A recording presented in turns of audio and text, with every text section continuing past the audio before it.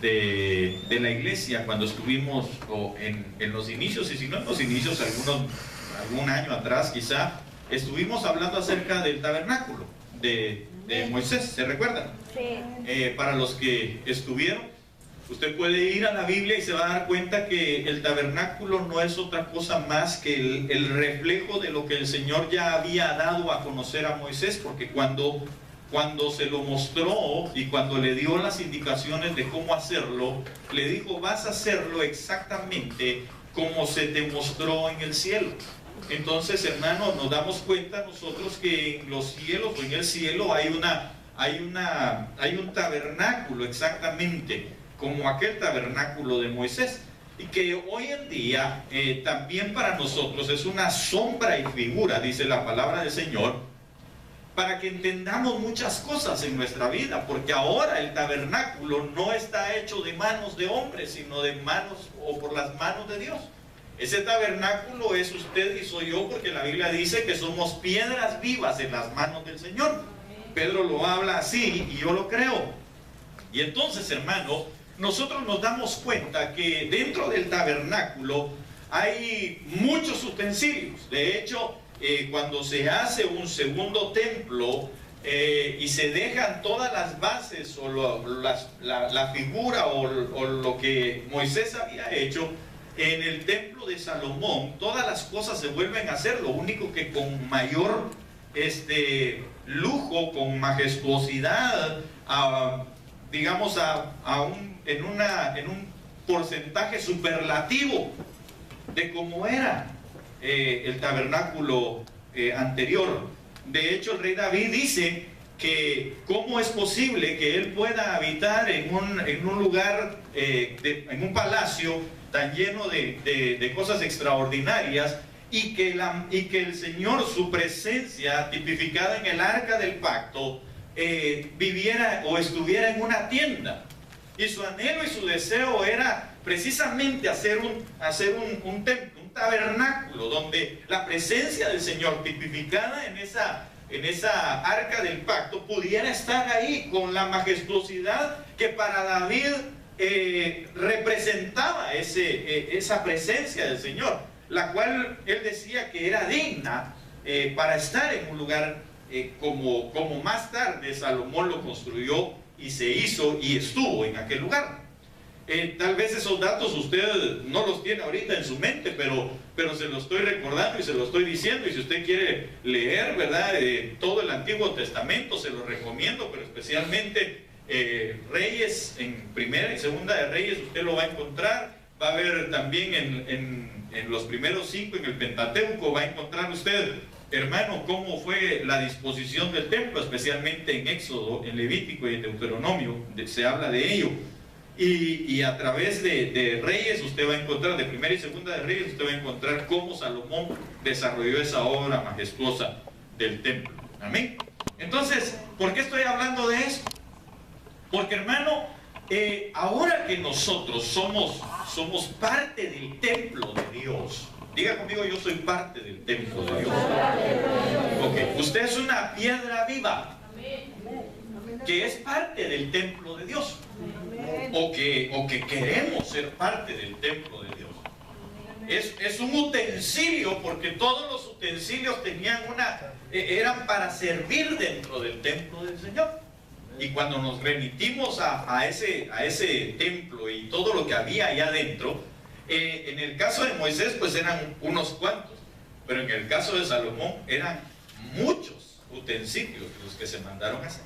Entonces me doy cuenta que si Salomón de alguna manera o en ciertos momentos es una tipificación de Cristo, significa entonces que él tiene muchos utensilios para poder utilizarlos, valga la redundancia, ¿verdad?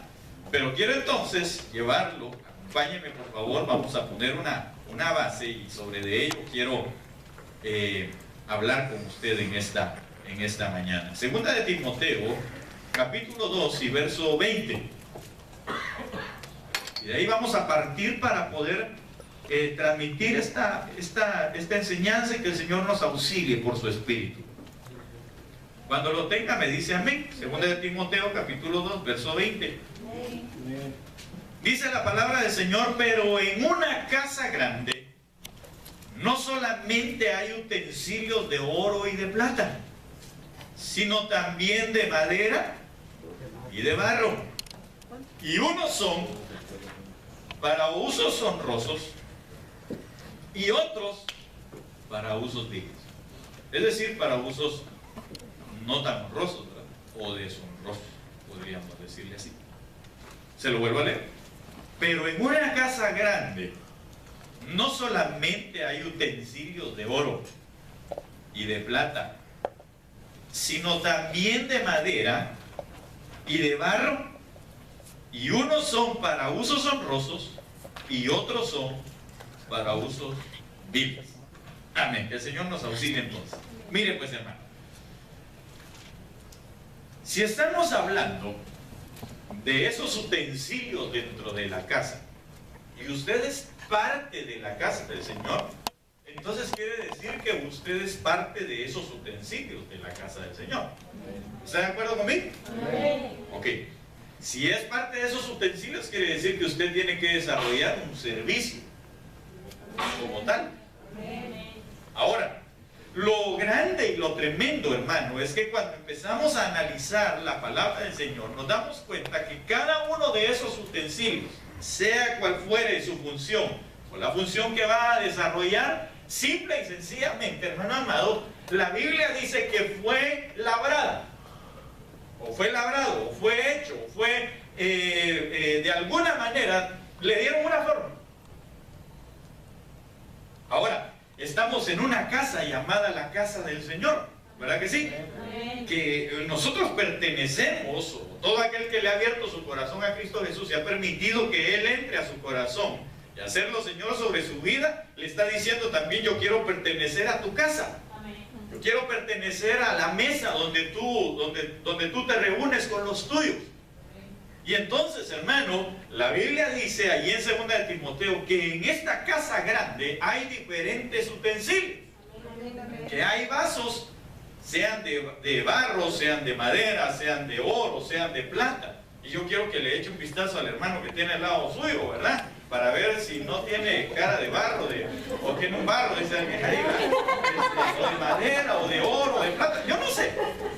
Los corazones los pies del Señor. Tal vez el que tiene al lado suyo es de barro. Es así como esto, menos, ¿verdad? Es de barro. Pero si el Señor lo usa, es de uso honroso. Lo tremendo es que en esa casa hay ciertos utensilios de oro que no son usados para usos honrosos.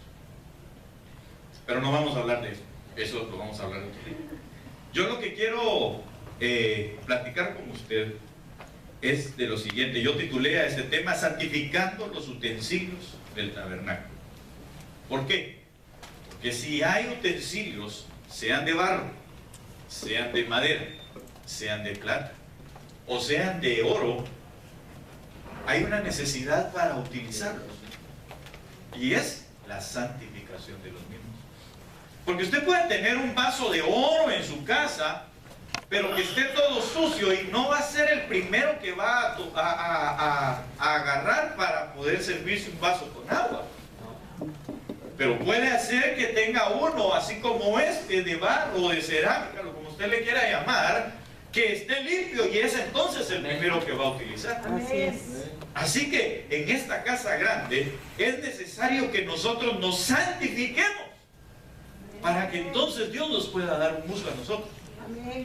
Que dejemos que Él nos labre, que dejemos que Él nos haga, que dejemos que Él nos dé la forma que Él quiere. ¿Para qué? Para que entonces nosotros, hermanos, podamos tener un uso honroso en las manos del Señor. Entonces yo quiero platicar con usted. Hay diferentes, hermano, maneras de labrar. Hay diferentes formas o diferentes, diría yo, herramientas con las cuales hay que labrar un utensilio. Entonces acompáñenme por favor a Éxodo capítulo 37 y verso 16.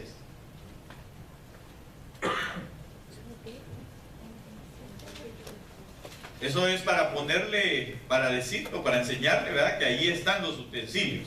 Dice, también hizo los utensilios que había de estar sobre la mesa, sus platos, sus cucharas, sus cubiertos, sus tazones con que se había de libar de oro fino. Éxodo 25:31 dice, harás además un candelero de oro puro, labrado a martillo. Diga conmigo martillo. En lo que usted llega ahí a Éxodo 25:31.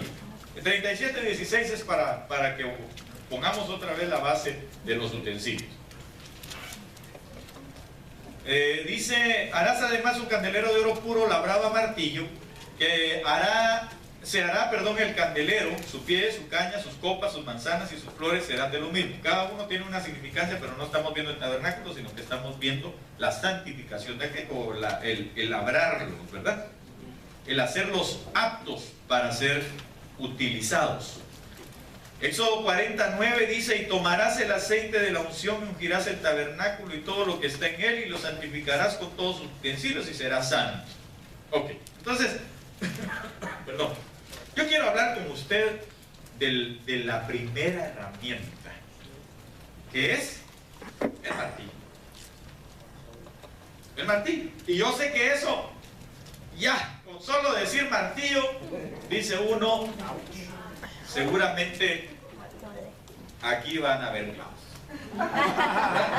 Porque usted es el designado a ser martillado.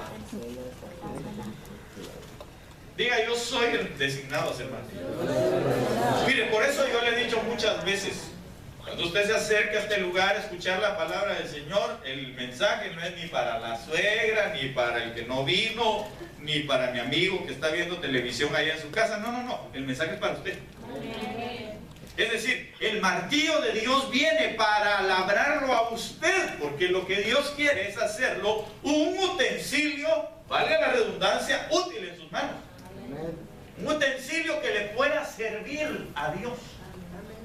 Entonces, la Biblia dice, harás además un candelero de oro puro, que era parte de los utensilios, labrado a martillo, se hará el candelero, su pie, su caña, sus copas, sus manzanas y sus flores serán de lo mismo. Entonces, cada uno de esos utensilios, y especialmente los utensilios, o ciertos utensilios que el Señor tiene, hermano, están labrados a martillo. Yo le pregunto a usted, ¿de qué tipo de utensilios? Porque habían utensilios en el lugar del atrio, habían utensilios en el lugar santo y habían utensilios en el lugar santísimo. Mi pregunta es, ¿en dónde quiere usted servir? ¿En el atrio? No. ¿En el lugar santo? No. ¿En el lugar santísimo? Sí. Ah, bueno, entonces aténgase a las situaciones, ¿verdad? Porque en el lugar santísimo casi todas las cosas eran de oro. Entonces aquí viene la palabra y dice, ok, los utensilios de oro yo lo que voy a hacer es labrarlos a martillo. Y fíjese que cuando los labraron era de una sola pieza, es decir, no fueron cortando pedazos y los fueron uniendo, no, de una sola pieza los fueron labrando. Es decir, el martillo, el golpe del martillo con el cincel, hermano, estuvieron dándole la forma. Ahora, veamos qué dice la Biblia acerca de qué es el martillo. Y aquí dice la Biblia en Jeremías capítulo número 23 y verso 29, si usted quiere acompañarme. Dice la palabra del Señor en lo que usted llega, Jeremías 23, 29. No es mi palabra como fuego, dice Jehová, y como martillo que quebranta la piedra. Entonces, mire, hermano, el martillo obviamente tiene que ser algo duro. No puede ser el chipote chillón, ¿verdad? Porque eso de nada sirve. Nosotros necesitamos, hermanos, ser martillados. Usted me dijo, yo quiero servir en el lugar santísimo. Tal vez después de la prédica va a querer estar hasta fuera del atrio, no va a querer ni servir. Pero el asunto es, hermano amado, nosotros necesitamos ser martillados. Y el ser martillado, si yo pudiera entrevistar por acá a un amigo clavo, y le pudiera preguntar, ¿qué sentiste cuando te martillaron? ¿Cuál cree usted que sería su respuesta? Me dolió. Me duele la cabeza, podría decir. Sí, poniéndome en la cabeza. Seguramente ha de haber sentido dolor, ha de haber sentido, hermano, que era algo insoportable, tal vez el momento en el que tuvo que sentir los 2, 3, 4, 5, 6 martillazos, yo no sé cuánto. De igual manera, entonces, los utensilios, ¿cuánto tiempo pudieron esos utensilios haber estado en las manos del artífice para ser martillados? Porque tenían que tener una cierta condición. No era que nada más fuera un candelero, en este caso, ¿verdad? El candelero, nada más, no era darle una forma así como, así está bueno, si le sale un brazo para allá y el otro para acá, no importa. No, tenía que ser una obra de artífice, dice la Biblia. Es decir, tenía que ser perfecto. Tiene que ser una obra de arte. Ahora, yo le pregunto, ¿será que nosotros estamos perfectos en el Señor sirviendo? No. No me responda, porque es notorio, diría alguien, ¿verdad? Nosotros necesitamos, hermano amado, seguir siendo labrados a martillo. Ya no quiero ser parte del tabernáculo, hermano. Bueno, pero eso ya, de todas maneras, no se preocupe. Al que Dios llama por hijo, hermano, lo va a llevar hasta el fuego. Literal. Pero nosotros necesitamos entonces ser labrados a martillo. Y la Biblia dice que el martillo es la palabra del Señor.